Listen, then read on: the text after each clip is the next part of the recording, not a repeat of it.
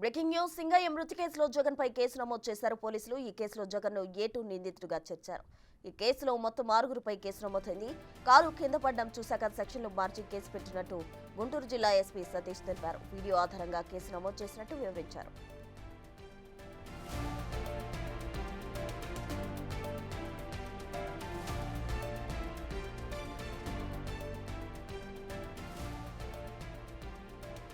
సింగయ్య భార్య లూర్దు ఫిర్యాదుతో మొదట ఐపీసీ సెక్షన్ 34A కింద కేసు నమోదు చేసినట్టు ఎస్పీ తెలిపారు. అయితే లేటెస్ట్ ఆధారంగా బిఎన్ఎస్ సెక్షన్లు 105, 49తో పాటు పలు సెక్షన్ల కింద కేసు మార్చి నమోదు చేశామని చెప్పారు. ఈ కేసులో జగన్తో పాటు కారు డ్రైవర్ A1 గా రమణారెడ్డి, A2 గా జగన్ను, PA నాగేశ్వరరెడ్డి, మాజీ ఎంపీ వైవి సుబ్బారెడ్డి, మాజీ ఎమ్మెల్యే పేర్ని నాని, మాజీ మంత్రి విడతల రజనీలపై కూడా నిందితులుగా చేర్చారు.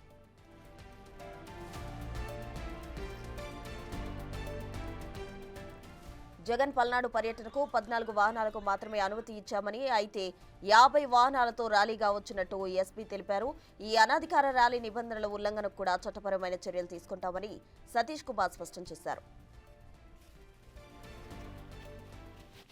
చనిపోయారో సింగయ్య మన ఎక్సీఎం గారు వెహికల్ ఫార్చునర్ వెహికల్ వీల్ కిందకి వాళ్ళు పడిపోవడం, దాని వెహికల్ టైర్ ఎక్కుతున్నట్టు ఒక వీడియో మనకి ఎవిడెన్స్గా దొరికింది.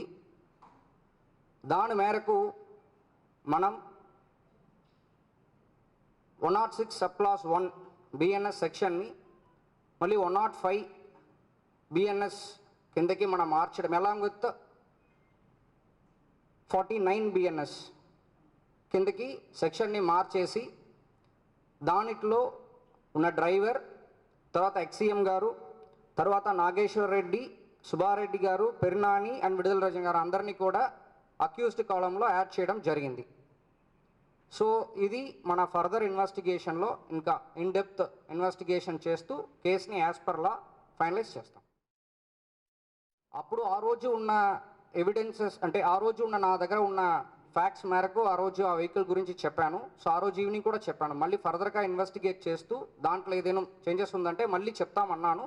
దాని మేరకు మన ఇన్వెస్టిగేషన్ చేశాము. దాంట్లో వచ్చిన ఫ్యాక్ట్స్ మేరకు ఈరోజు ఆ క్లారిటీ ఇస్తున్నాను.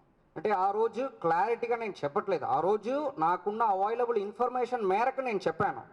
ఆ రోజు అనాలిసిస్ చేయట్లేదు. ఆ రోజు నా దగ్గర ఏమి అవైలబుల్ ఉందో ఇన్ఫర్మేషన్ దాని మేరకు చెప్పాను.